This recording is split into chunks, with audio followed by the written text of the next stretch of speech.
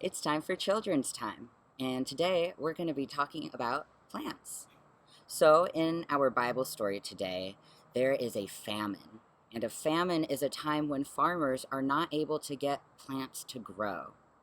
But luckily, in the story, Joseph is a person who has unique ideas and gifts that he uses in order to make sure that everyone has plenty of food in time for the famine.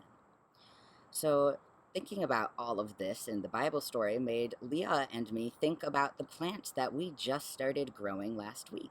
Leah's going to tell you about what the plants need to grow, especially what dirt they need. Yeah. So you can see we've got all different kinds of plants in all of these separate little holes. Over here we've got some beans that are getting pretty big. I'm going to put them into a different pot today. And because they're all separated from each other and separated from the ground, even when we put them in bigger containers like the beans, that means that they only have access to the food and the vitamins and nutrients that they need if we put it into that pot, Mhm. because that pot is separate from the rest of the ground. So that's why typically you need to add plant food or fertilizer to plants that are in pots so that they can have everything they need to grow. And that reminded us a lot about the church and how Yeah. that works. Yeah. So at our church at Grace, we have people who are all different ages and have different ideas and experiences. There's a lot of differences that come together in the church. And this is a really good and important thing because it means that we are all able to feed each other with our new ideas. If we only had one type of idea, one type of person, eventually it would be like plants who use up all the food in their soil and then have nothing else to use to grow big and strong.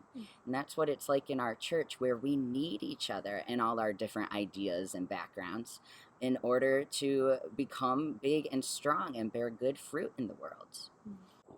So, just like the church needs all different kinds of people for it to grow strong and bear good fruit, plants are the same way. It needs the right fertilizer and the right food from the outside that comes in and is able Mhm, to make it grow.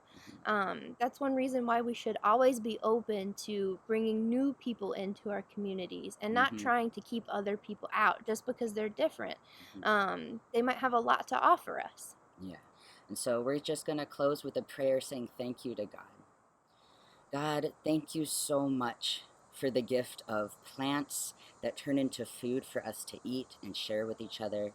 Thank you for making human beings so different from each other so that we can all learn and grow together. Help us remember never to build up walls or close doors to try and keep people different from us out. Help us remember that we need the people who are different from us in order to grow into your love.